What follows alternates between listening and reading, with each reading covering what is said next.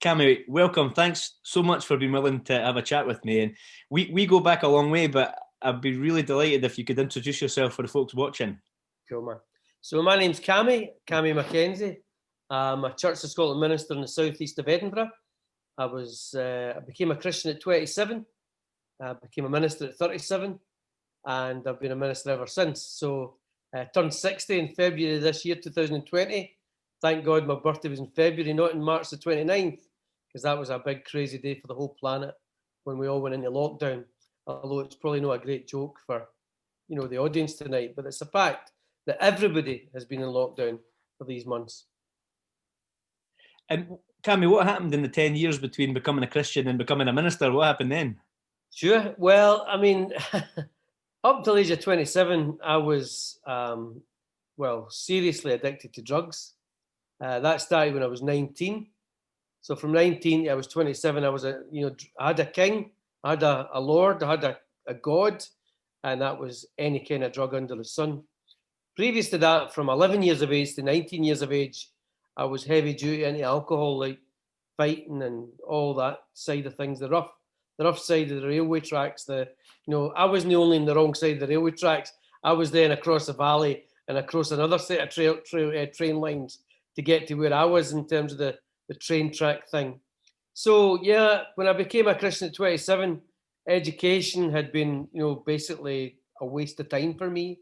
I was okay in primary school, but by the time I got to about second year, third year in high school, I was completely off the rails. My life was a mess. I was angry. I was violent. I was always fighting in the school. To be honest with you, I eventually got kicked out of school for what would probably today would have put me on the sex register, because I was walking up the stairs, in the high school, and the dolly birds are there, and I was basically filling my wellies on the staircase, grabbing all sorts of people's things and stuff. So today, if I was doing that in the high school today, I would be on the sex offenders register. I'd be a sexual criminal, or whatever it is you want to call it. So because of all that craziness and because of all that madness, for me at 27 years of age, becoming a Christian, I felt instinctively that I was going to need to get back to school. So I went back to high school in Paisley, where I'm from, and I did a religious studies O grade, and I went to Reed Kerr College in Paisley, and I did an English O grade. Now, any youngins there were like, what's an O grade? So if you're a certain age, you'll know what an O grade is, and if you're no, it's like a standard grade. It's just a qualification at 16. So I was booted out of school, 15, didn't get a single exam done, never sat a single test, did nothing. I spent half of the third year sleeping and or fighting. So it was a crazy time in my life. So having said that, when I became 27, became a Christian, the Lord came into my life through various means, which we might talk about later. But essentially I became a Christian, became a born again Christian, and education seemed like the right path. So got my 2 O grades. Then I went to night school at Glasgow University. Now, when I get the first month, maybe 6 weeks, I went to night school at university. I used to get my essays back and there was red ink everywhere. Now, don't get me wrong, I never failed an essay. I never even failed an exam at that night school that first year. But my essays were so bad in terms of spelling, grammar, and all the rest of it. It was just a mess. It was a mess of red. So I had a lot of work to do, but I got through that year. I did Scottish history, and I did kind of a church thing, a kind of theology kind of a thing, which I'll not go into, but it was very interesting to me because I was a Christian. But the interesting thing about those 2 courses is that I was in with this amazing bunch of people. Some of them were I think I was 29 then. So I was in with people who were twice my age, and I was in with people who were no much more than half my age. It was a weird, some of the youngins were 18, 19, and I was nearly 30, but there was folk who were coming up for retirement studying as well. And I just loved that study, and it set me up nicely to start uni the following year. So you left school with, nothing, not even an exam. Nada. And now you've got a theology degree and whatnot, and got a whole bunch of stuff. So, are you surprised when you look back? Are you surprised where you've ended up? Yeah, I mean, if you'd have told me at Easter in 1987, by the way, Cammy, I've got a word in your ear. You're going to become a Christian. I'd have laughed in your face. I don't think I'd have hit you, but I'd certainly have laughed in your face. And if you told me, oh, and you're going to go back to school, I'd have went, what? You're mental. Because Cammy MacKenzie doesn't go to school, ever. But I went back to school and did these 2 grades. And if you'd have said to me, and by the way, Cammy, you're going to end up with 2 degrees, a Bachelor of Divinity and another degree in religion and, blah, blah, blah. You'd be talking crazy. You'd be talking crazy. So, yeah, I'm very surprised, very surprised. Surprised that I got an education eventually. For MD watching this, I actually, when I went to prison when I was 17 for 2 years.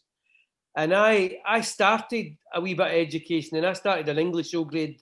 That was back in 77. I know it was a universe ago. But in 77, doing 2 years in the jail in Glen Oakles, young offenders, I thought I need to get some education here. But then I get a chance to do a barber's course to become a barber. And it was a choice between the O grades and getting a job that would make me money when I get out. So I decided to ditch the education at that point again. And then focus on being a barber and making some money as a hairdresser. So yeah, I mean, amazing changes, incredible changes. How much time have we got? I'm just at the time. I'm thinking, Cammy, would I have been scared of you if I'd known you 40 years ago or more? well, the thing, I mean, I was in for stabbing somebody. Do you know what I mean? I've hit guys with hammers. I've hit guys with tables. I've hit guys with chairs. I've hit guys with bottles. I've broken guys' nose with the old Glasgow kiss. I've stabbed, it was a horrible life in many ways. But having said that, one night, maybe 4 or 5 months before I became a Christian, I was in a house that I'd been in many times, my mate and his partner. And his partner said to me and him we were a couple of stoners. We were, by the time I was in the house an hour, we were on the couch completely wasted. But his partner said to me this night, and I mean, the thing is, when this lassie said this to me, it made me feel bad, but I'll explain that in a minute. His partner said to me, something? She says, Cammy, she says, you're the only person I know that nobody's got a bad word to say about. Now, that's a compliment, right? That is definitely a compliment. You don't need to search too far to find the compliment in that statement. But it made me shrivel up a wee bit inside because my only response to that was self-hate. My only response to that was, look, Angie, if you knew me, you could never say that because I'm a rat bag. I'm selfish. I'm greedy. I'm addicted. I'm going nowhere. I'm a waste of space. My self-image, my talking to myself, we all talk to ourselves, right? But my self-talk was mostly poison to my spirit and poison to my soul. So, yeah, I mean, you may have been scared of me, but once you got to know me, Dave, you'd have been like, he's a pushover. Because I know a little bit of your story, I want to take you back because there's things I'm really interested to ask you. And you're from Fergusley Park originally? Yeah, Figgy Park. Yeah, and I maybe some folk listening will know of Fergusley Park in Paisley, but my understanding is that that's an area that's got a reputation or had a reputation. Yeah, and our boast when we were teenagers, our boast was that Figgy Park was not only the roughest scheme in Scotland, was not only the roughest scheme in the UK, it was the roughest. It was a scientific fact. It was the roughest scheme in Europe.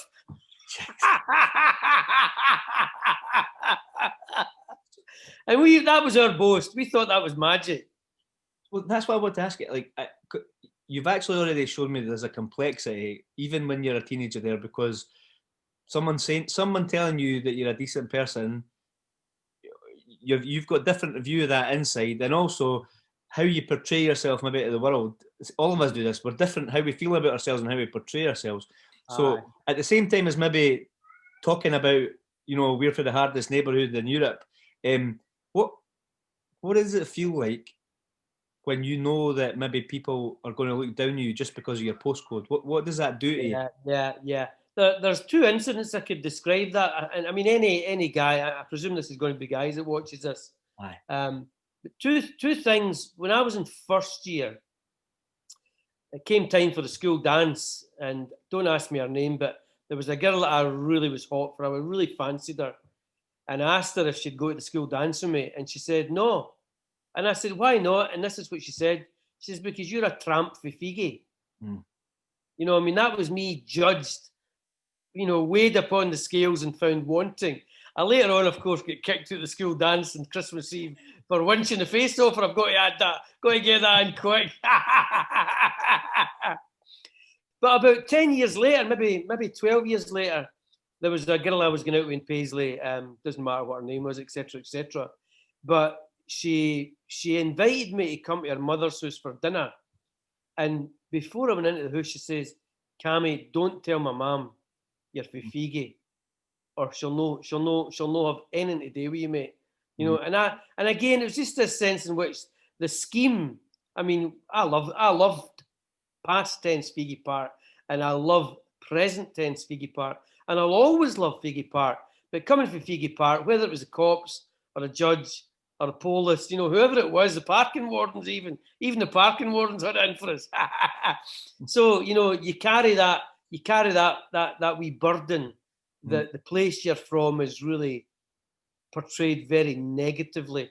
And I mean, you know, even today, you know, I mean, I've lived in Edinburgh, or I've lived in or around Edinburgh for a quarter century. And when people, I mean, folk always ask me where I'm from because I've got quite a strong accent for the West, etc.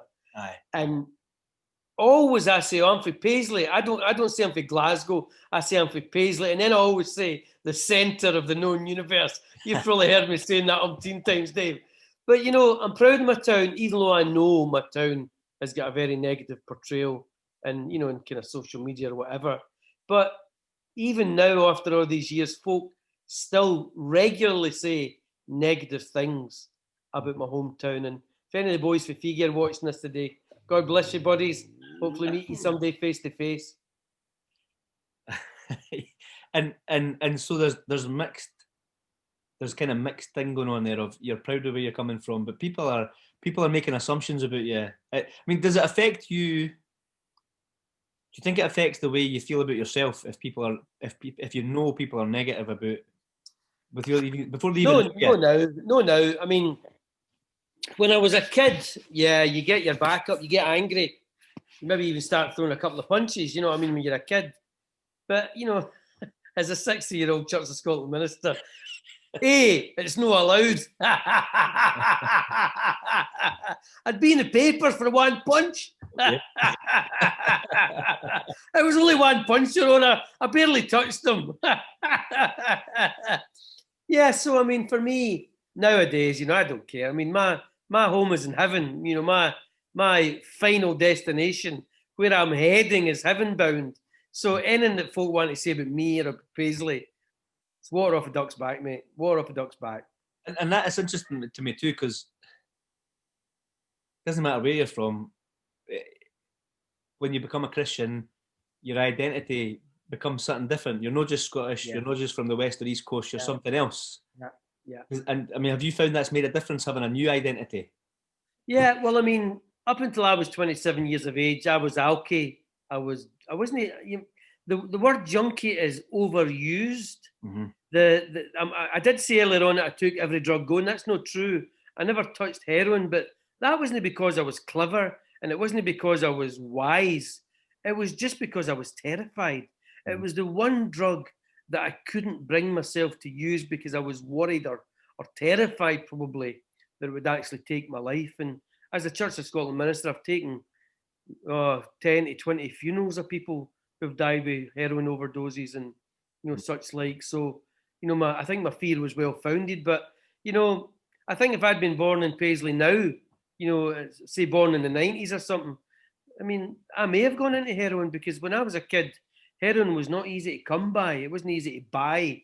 Whereas now, in any town in the country, there's probably 3-4 dozen houses where you can go and buy smack, you can go and buy heroin, you can go and buy anything under the sun. So, yeah, I mean, life's changed a lot. I think, I mean, in some ways, life gets so much better But because my life is better, because I know I'm going to heaven, because I know God loves me, I've got a new identity in Christ, I am a new creation, and all these lovely verses come to mind.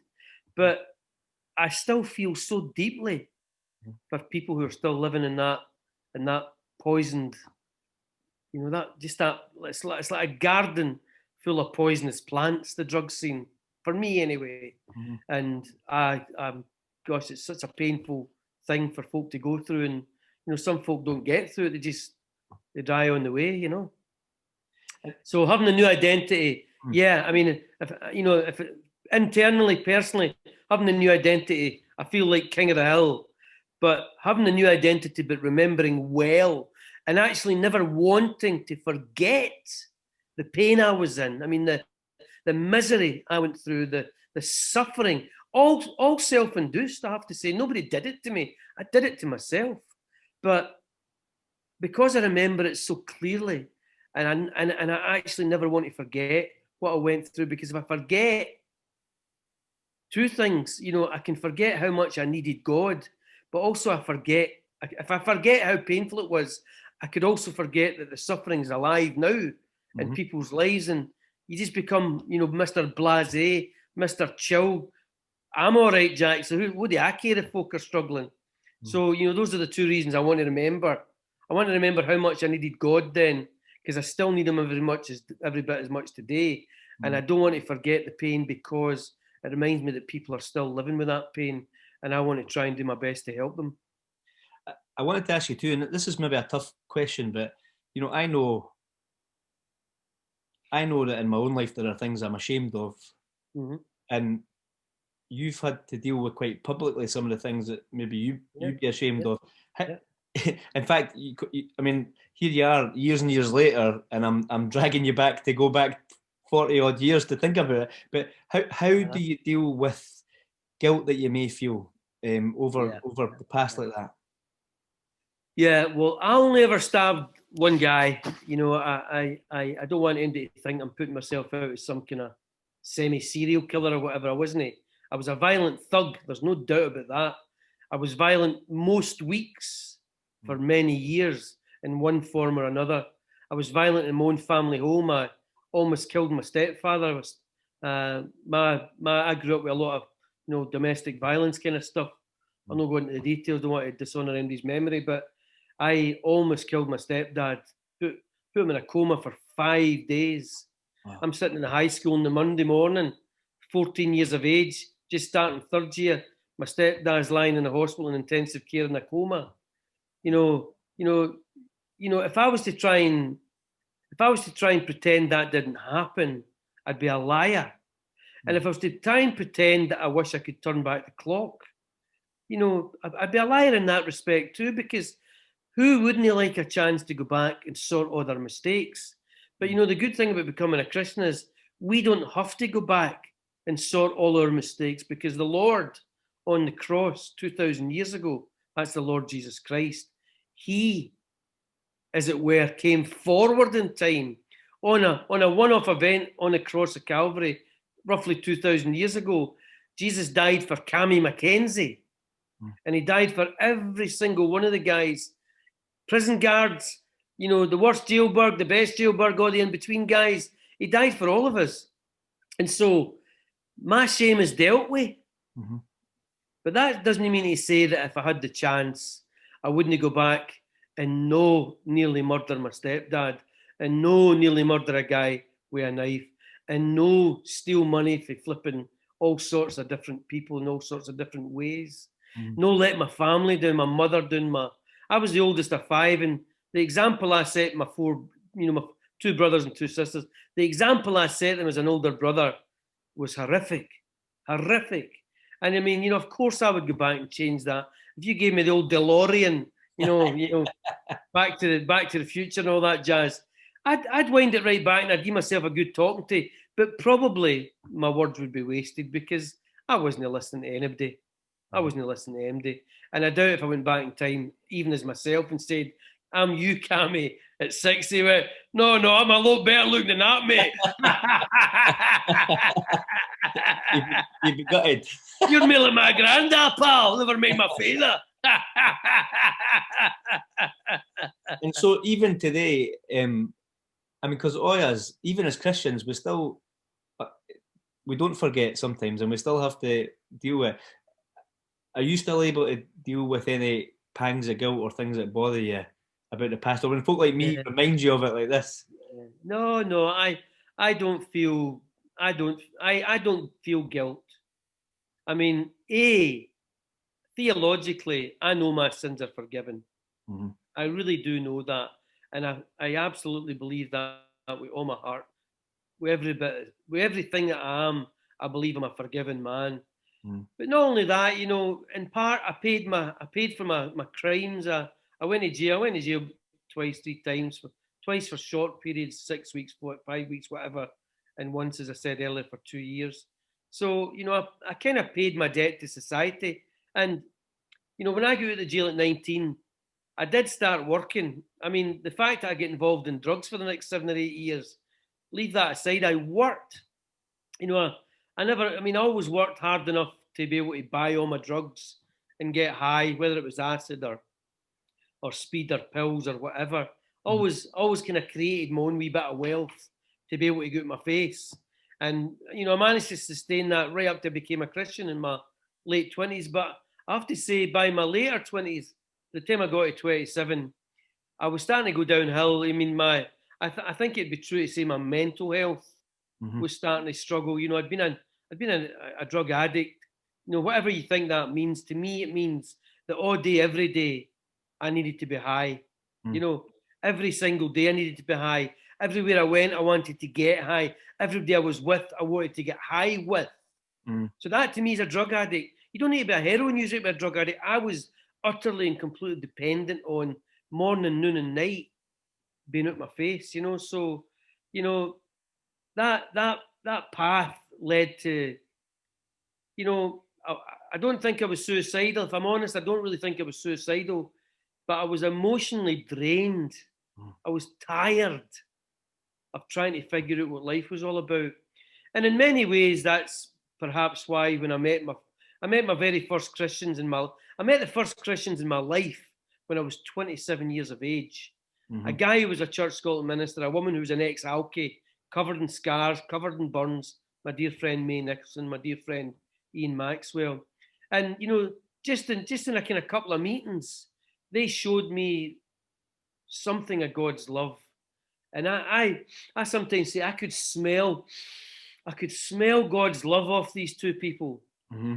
And I wanted to figure out what that was like, what that felt like, what that would be as an experience. And quite honestly, and somebody here might think I'm exaggerating, but once I found Jesus, drugs were irrelevant to me. Mm-hmm. In one prayer, in one moment, in one thing that we call a spiritual encounter or meeting with Jesus, I never touched drugs again. It was amazing. I went from being 100% dependent on drugs to being 100% free of drugs with one prayer. One prayer. We should say that doesn't happen to every Christian with a drug habit. No, it does not. It does not. In fact, one of the prayers that I mean, I've always worked with folk with addiction my whole Christian life, which is well over 30 years now. Back in the late 80s, all the way through the 90s, into the 2000s, and it's now 2020, and I'm still ministering and working alongside folk with drug addiction. So it's a big thing for me. But one of the things that I pray most often, and this is a kind of complaining prayer, this is a prayer of complaint. Lord, why do you not heal these people the way you healed me? And that's a heartfelt prayer, because the amount of suffering that I meet on a daily basis in South Edinburgh because of alcohol and drugs, not just drugs, but alcohol and drugs. I wish that everybody could get what I got, which was instantaneous freedom. I really do. But that's not the way it works for everybody. I know that. And you've been able to live like that ever since? Yeah, absolutely. Yeah. 32 years, mate, and 4 months. Incredible, man. If I was 17 and I was going into prison, in fact, tell you what, if I was 40 odd like I am now and going into prison, I'd be absolutely bricking myself. Yeah. What? I mean, I've heard people say that prison's boring. You can tell me if it's boring, but I've heard also how do you deal with that fear? Well, I suppose at 17, when I was going to jail, I'd already spent a couple of weekends in the local Nick in Mill Street in Paisley. And I'd already spent, by the time I got sentenced, I'd already spent 2 periods of time in Long Again. I was in for about 3 weeks before I got bail. And then I went back in because I ended up in a big stramash and I get taken back in for intimidating witnesses and all that kind of stuff. Although I was later found innocent of that charge. So I suppose because I'd had a couple of wee taster sessions and then I'd had a few weeks behind bars.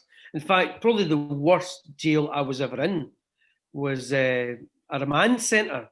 Mm-hmm. Do you know what I mean? Because in the remand centre, talk about boredom, you were locked up in your cell for about 22 and a half hours a day. You were down for your breakfast, you were back down for your lunch, and you were back down for your dinner. And you'd a wee, I think it was 60 minutes a rec. So on a Thursday night, you saw, I think it was the first 3/4 of Top of the Pops. And then the lights were at you, oh no, who's number one? That was deliberate. That was maybe deliberate, right enough. So, you know, when I went in, and I suppose the other thing is when you go into jail, regardless of where you're from, unless you're really unlucky and you end up in a foreign prison where you don't know anybody.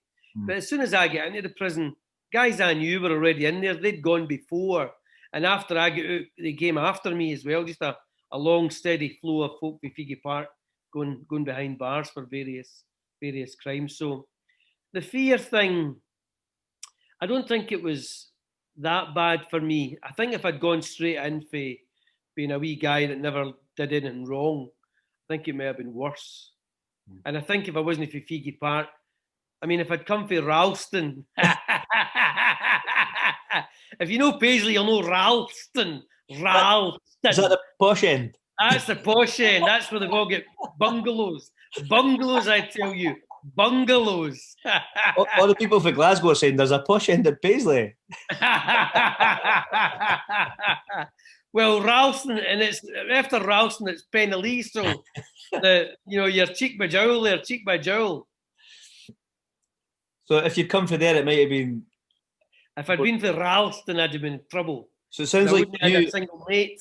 It was a bit of a high school reunion for you going into prison. Exactly. And thankfully, you weren't in for. Well, I mean, you're in plenty of time, but not for even longer. Well, I mean, I was in with guys. You know, even back in the late 70s, I was in with a guy for Edinburgh. He was doing life. He was doing what he called Her Majestys Pleasure, HMP, because he was a young offender when he killed the guy. So, you know, and that could have been me so easily. Yeah. The guy I stabbed him 5 times. Man. You know, I punctured his lung. I severed the main artery in his leg. He was nearly dead. I mean, later on in my life, when I became a Christian, became a minister, I lived in Haddington for 13 years as a minister. And if I'd been for Haddington and I'd stabbed that guy in Haddington, he'd have been dead. By the time an ambulance got to him, he'd have been bled to death. Because where I stabbed him, not only in his body, but geographically where I stabbed him, it was a half a mile from the main hospital in Paisley. And the ambulance came very, very quickly. And he was on the operating table getting blood transfusion. He lost 5 pints of blood. Wow. You know what I mean? He was nearly dead. His lung punctured and all the rest of it. So, I mean, I just thank God that he didn't die, because I don't know how I'd feel knowing that I'd taken somebody's life. But have you ever come across some guy? Have you ever come across the guy again? No, he actually emigrated to Australia no long after that. I think I ruined his life in that respect, as far as Scotland goes, because after what happened to him with me, you know, maybe he thought I'd go to the jail and come looking for him and all that, but I mean, no way. I'd kind of learned my lesson in regards to violence with being in for so long, because when you're 17, being in for 2 years is a long, long time. Yeah. And you know, I had my 17th birthday, but I missed my 18th birthday and my 19th birthday. You know, big moments in your life, and you're stuck behind bars. And you know, my wee mother used to come up and visit me every fortnight, and I mean, I used to get 20, 30 letters a week. You know, in those days, nobody had email. Right? You needed paper and a pen to get an email. So, you know, the time went quick, you know. And to go back to the boredom question, I get a chance to do the hairdressing, as I mentioned. So it was a bit like being and having a working day. You got your breakfast, you went back to your room, your Peter, your cell, and then 10 minutes later you were at your work. So it was quite a structured life, and that really helped me. And then the guy that taught me the hairdressing, he got me a job when I was getting out. Yeah. So that really helped me as well, you know.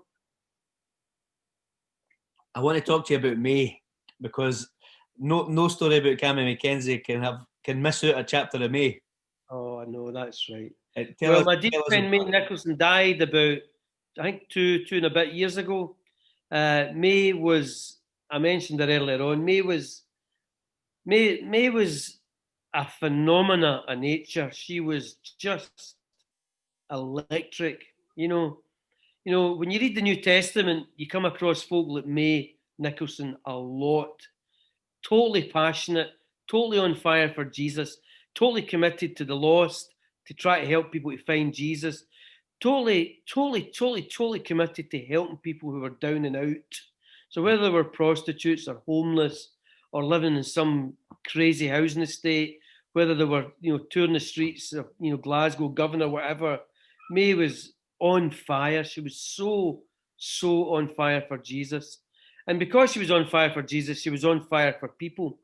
So May and I, as I said, May and Ian were the two people that introduced me to Jesus. They invited me to a wee meeting on a Friday night called the Kairos, and Kairos is a fancy Greek word that means God's right. It's only, by the way, I'll just get this in. This is the only Greek I know. Kairos. It's a good one. God's right time. And for me, back in the 1987 it was, to meet May and to meet Ian, they were so different from each other, but they both were in full possession of the love of God, and the presence of God was in their lives. And so for me, it was God's right time. May was part of that. May was a huge part of that. And after I became a Christian, May and I worked together for about the next 3 years, 2, 3, 4 times a week sometimes, working with the poor, working with the addicted, visiting people in prison, going and seeing people in their homes, bringing people bags out, long before food banks, bringing people food to their homes and all that kind of stuff, helping folk with their electricity and their gas, etc., etc. So May was a force of nature, and I'm just so glad that I had the chance to meet her. I did mention earlier on that May, her arms were covered in very deep self-inflicted wounds, as were other parts of her body. May had set fire to herself on 2 separate occasions, trying to burn herself to death. She'd been in 4 or 5 or maybe even 6 comas through alcohol poisoning and try to commit suicide. May was a trophy of grace. She came through so much, and there's a wee verse in the Bible I can't emphasize strongly enough how important that verse is to me, both when I think of May and when I think of myself. And it says, those who are forgiven much love much. And May had been forgiven so much, and a lot of that so much was self-harm, self-hatred. She despised herself for so many years of her life. But the fact is, she was healed. And once she was healed, all the self-hatred that she'd experienced, all the self-loathing, it was all turned to a power of good. So for every 10 or 50 or 100,000 times that she'd hurt herself, she would do good for others and would help herself in the bargain. Because we all know that doing good to others it's a two-way street. The more good you do, the more good you feel. And that's just a fact of the universe. If you're blessing others, you get blessed as well. So May probably would have said to you, I'm the most blessed person in the world, after she'd emptied her purse or emptied her bank account into somebody else's hands. Can I ask you how, I know Ian, and he's a very scholarly man, a very warm man, but, a very scholarly guy. And then I'm thinking of May, I'm thinking of them coming in to see you, and I'm thinking, I could imagine a younger you laughing at the idea they even want to talk to you. Why did you take them? Yeah. Well, I often have to say this about Ian. Ian Maxwell was an only child. He never smoked. He never drank. He never went with anybody until he met his wife. And he was so pure You know, he still is a pure guy. I'm not going to over egg this, but Ian was so pure to me. He was like flawless and spotless, whereas May was like me. She was a total loon, a total wow. And so that was actually one of the things that drew me closer. It was the contrast between May Nicholson, Fiji Park, the same as me, an addict of various kinds, same as me, but she was healed in the name of Jesus. She was blessed, and she was serving the King of Kings. And the contrast between the two of them, I mean, Ian's old man was a minister in the Church of Scotland, and his mother was a captain in the flipping Salvation Army.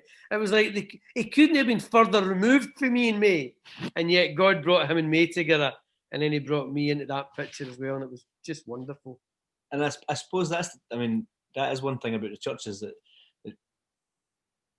the church puts people that are very different together, with the most important thing in their lives in common.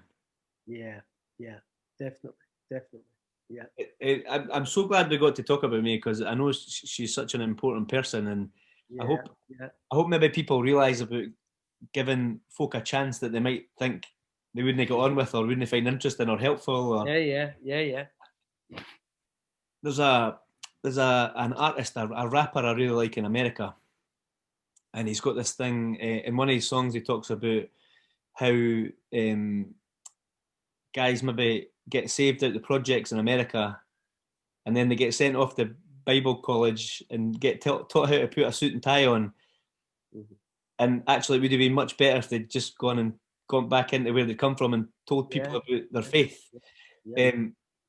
I wouldn't like to give people the impression, and I'm sure they will not get it, that when you get saved, you become middle class and you know, this kind of stuff. So like, tell us a little bit about. Excuse me, I think I just hit the wrong button on my computer. Tell us a little bit about that, because I mean, maybe sometimes that has been an expectation of the church, is that, you know, if everybody changes and becomes a different type of person, maybe when they get saved. Well, I think the best way I can describe that is to talk about after I finished my university course, and I did what you call a probationary period, which is where you go and you work with a minister. The minister's your kind of boss for a while, and then you become a minister in your own right. And when I was ready to become a minister, I was right at the end of my training. A church in Edinburgh came up in a place called Richmond Craigmillar, which is in Craigmillar in Edinburgh. And to let you understand, Craigmillar looked exactly like Fiji. Same tenements, same paint, same often messy gardens. Does that fridge freezer work? No, it's been lying there since '88, pal. Old Ford Cortinas with the front wheels missing, all that kind of stuff. And it, you know, what I felt about that church was that I felt that this was where I would go. This is where God wanted me to be. So it was almost as if I was saying to God, you know who I am, you know what I am, you know what I've been, you know what I've done. I would be an awesome minister in a really tough housing estate. And God said, no, you're going to East Lothian, son. You're going to Morham and Garvold and Haddington West Church. Now, you know, Morham and Garvold, it doesn't get any more rural. You know, there's coos and sheep, and there's, you know, plants, and you know all this stuff. I don't really know any many things about farm, but it was very farmlandish.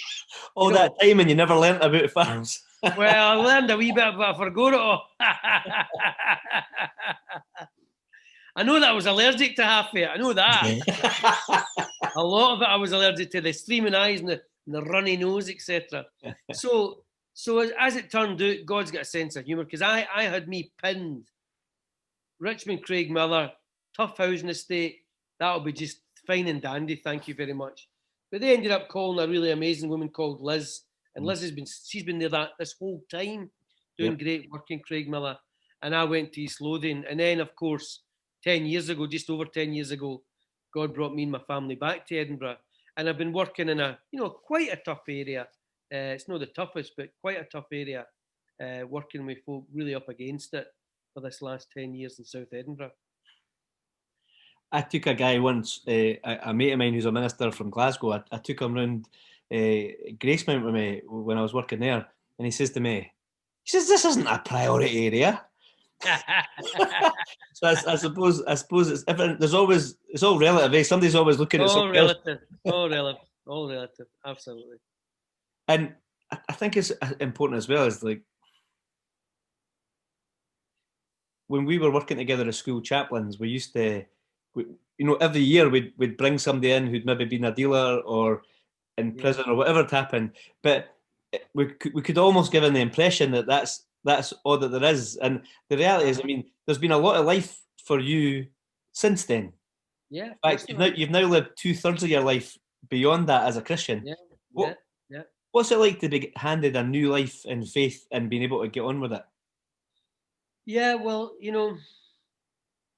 I used to sometimes look at myself in the mirror before I became a Christian. And I don't mean every day or every week, but regularly I would look at myself in the mirror and I hated myself. I really did. I hated what I was doing with my life. I hated the fact that, there was so much darkness in my life. I hated the fact that, I really didn't have any hope. And,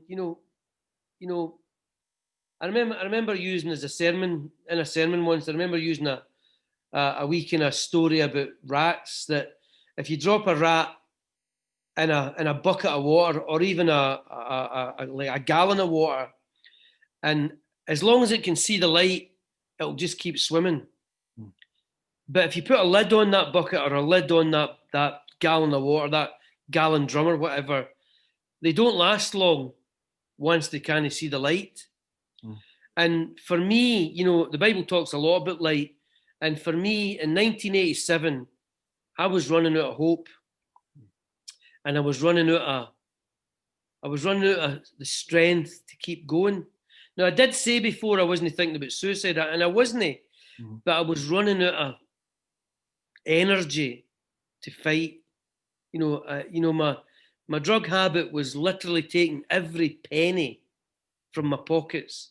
I was at the stage at 27 where I had one pair of trousers and one shirt and one jacket, and I wore them all the time because that was all I had to go to the dancing or if I ever get invited to a wedding or whatever, because literally every penny was getting spent on one form of drugs or another. And so, for me, the idea that somebody can live without hope, that's like my worst nightmare. To find somebody who's actually lost all hope. It's like that wee rat. While it can still see a bit of light, it can hang on in there. It can swim another 10 or 15 minutes or an hour or whatever. But once the light's gone, it's no long before it sinks to the bottom and it's gone. So I really believe that as a Christian guy, I feel it's my responsibility. I don't mean that it's not me that does it, but it is me that offers that hope. And, I just want to address people watching this. You really might be struggling to find hope. You might be thinking, I've been in and out of jail 3, 4, 5 times. What chance have I got?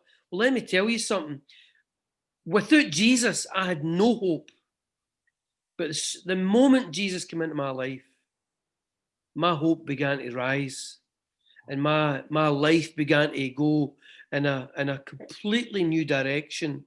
And I mean, I certainly would never suggest that anybody watching this should become a minister. But I certainly wouldn't say, don't. And, for the first 4 or 5 years I was a Christian, I felt very attracted to becoming a missionary and going away to a foreign country. In fact, I went to 3 foreign countries, Ireland, Romania and Brazil, to pursue the missionary calling. And eventually I felt God said, no, you're not going to get out of Scotland, son. You're here. Although I have done other work in foreign countries as well since that time. But, if you're sitting behind bars and you know that you're going out to a house back where you come from and the dealer's going to be along the street or the booze is going to be flowing or the temptation to do other things is going to be 360 degrees, can I just say that King Jesus can break that down and he can destroy your enemies. He can rescue you. You know what I sometimes say to myself to remind myself? And I sometimes regularly say to other folk, but I was swimming in the toilet, I was swimming in the sewers, and the Lord Jesus Christ stripped to his boxer shorts, shall we say, and he dived straight in among the garbage and the human waste and all that horrible stuff. And he dragged me out of there. The Bible says he saved me from the mire and the muck and the filth and the garbage, and he sets my feet upon the rock. That's what I want for the guys watching this. And I'm not saying it'll be easy, guys, but it's definitely possible. You might think, that old guy's 60, what the heck does he know? Well, I've been there, mate. I've been there. I've been as down can be. And I was there for a long time. I've got a story, and it's worth listening to, and it's worth remembering. It might not be the day. God's right time might not be for you the day. I hope it will be. Like this evening or this afternoon or this morning, whatever time you're watching it. But I hope that you'll remember that God is still changing lives in the 21st century. Cammy, when you were speaking, you made me think of that scene in Trainspotting when he's swimming down the toilet. Aye. I'd never seen Jesus in it before, but I will now. Yeah, you will now, mate. You will now. You will now. That's a genuine. That's truth to me. I was down the toilet. I was sinking. I was drowning, man. I was suffocating. But the Lord Jesus came and gave me his hand. Got a friend. Who's this? Yes. There's Flo. There's Flo, my big Great Dane. And people sometimes say about folk with faith, well, you know, it's just a crutch. But what I find interesting with your story is you've been dependent on a whole load of different things. Yeah. And most of us are dependent on something.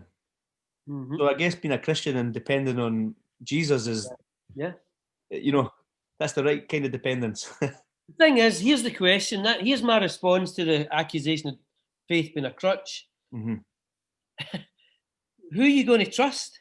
Mm. You know, I mean, folk who are really ancient watching this today will remember Ghostbusters. You know, I mean, Ghostbusters is a great movie. Who are you going to call? Ghostbusters. It's so old. They remade it for young people. Exactly, they made it about 5-6 years. In fact, they made it again, didn't they? About 3-4 years ago, with Lassie's women the Ghostbusters. I've never seen that one. I must try and see it sometime. But you know, who am I going to put my trust in other than Jesus? Who do I know that I can depend on 24/7? Who do I know that if I'm in a real state now or later, that he can come and he can sort me out, he can back me up? You know, in the jail when I was back to being a kid again, you know, there was a thing which regularly happened in the jail. I don't know if it still happens, but it did back then.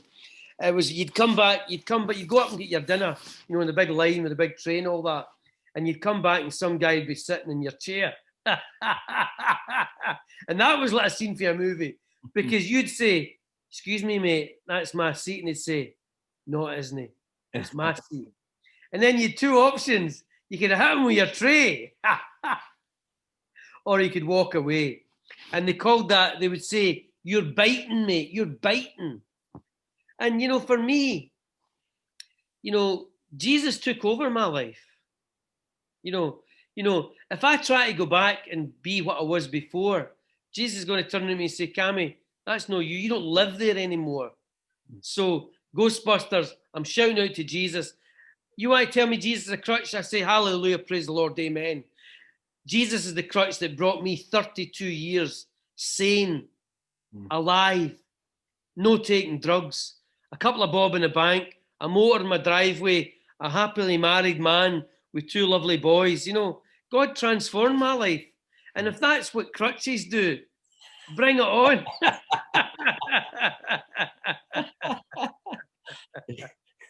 You can't argue with that. Gold-plated crutch, mate. Diamond-encrusted crutch. And the thing is, when you become a Christian, it doesn't necessarily make everything easy. No. But it does give you new hope, a new way of life. Yeah. Someone else you're following. Absolutely. Cammy, You might have said it already, and that's fine. But if there was one thing you wanted to share with the guys this Christmas, it's Shotts Prison that we're making this especially for. What is it you'd want to say to them? Well, I'll tell you what I'll say. I'll say the same to you guys here. Let me just try and look you in the eye here. When I was 27 years old, I became a Christian, and about 5 or 6 months later, I was hairdressing at the time, and rather than working in a shop, I was working for myself because I made more money. It was a better way of making money. So I was cutting this lady's hair. I'd cut her daughter's hair and her 2 sons' hair, and I was cutting her hair. It was a kind of mirror, a kind of thing in front of her. And she, you know, it was nearly Christmas. It was about, I think it was maybe the 3rd of December or something. And her name's Libby. Libby said to me, "Oh, I wish it was Christmas all the time. I wish I could feel the way I feel at Christmas all the time." And I knew that God had given me an opportunity to speak to that woman's soul. And I said, "Libby," I says, "you can feel like that every day, because that's Jesus. You know, what you're feeling and your excitement and the pleasure of Christmas and the kindness and the generosity and the gifts and the paper and the tree and the lights and all that stuff. The reason why Christmas is so special, Libby, is because we're celebrating Jesus. But we don't just celebrate him at Christmas, Libby. I says, you can have Jesus every day of your life, and you can feel the joy and you can feel that peace of Christmas every single day. Now, when I was, you know, I was in for 2 Christmases, and I'll maybe finish with this. I was in the jail for 2 Christmases. I was in Christmas 78, sorry. I was in Christmas 77, and I was in Christmas 78, and then I get out about the May of 79 when I was about 19 and a bit. And in the jail, when you're at Christmas, in those days they gave us 10 fags. I think it was Embassy Regal, and I didn't smoke. So you get 10 fags, and I think they gave us a couple of bars of chocolate or something. And of course, you get a nice Christmas dinner or whatever. But if you're sitting in jail this Christmas, obviously my heart goes out to you guys. My heart really goes out to you. But do you know what? People out here are living in a prison as well. Many of them. There's folk walking the streets of Edinburgh, Glasgow, Paisley, flipping New York, Taiwan, wherever. There are people who are behind bars that are not in prison, and there are people who are not behind bars who are living in a prison. And here's the thing, guys. You know, Jesus could come into your life, in your cell tonight, and this could be the best Christmas of your flipping life. Or you could resist, or you could reject, or you could do all sorts of things. But I promise you that if you invite Jesus to come into your life this Christmas, he will make it one of the best Christmases you're ever going to have. Because celebrating Christmas with Jesus in your heart is when you realise what Christmas is really all about. It's all about Jesus, guys, and what he's done for us. He's saved us, he's blessed us, he's encouraged us, he's inspired us, he's given us hope, he's given us truth, he's given us a purpose, he's given us a point. My life had no purpose, my life had no point to it, other than getting stoned and wasted and high as a kite. But Jesus took all of that garbage. And so I hand him a lump of coal. That was my life, a cheap lump of coal, filthy. And he handed me back a diamond. He handed me back a blessing. He handed me back a new way of being me. I was still Cammy. I was Cammy 2.0. I was Cammy with Jesus. And that Cammy is the Cammy that you see tonight or see today. Cammy that's been walking with the Lord and enjoying the Lord and getting to know him better and better over the course of these last 3 decades rather. And I'm just so grateful to God for all that he's done and all that he's doing in my life. Cammy, thank you so much for taking the time. Thanks for letting me take you back over a story you've told many times, but I appreciate it, and it's still as powerful today as it ever was. So thank you so much. God bless. Love to you and the family. Thanks, mate. Bye, guys. Bye. Bye.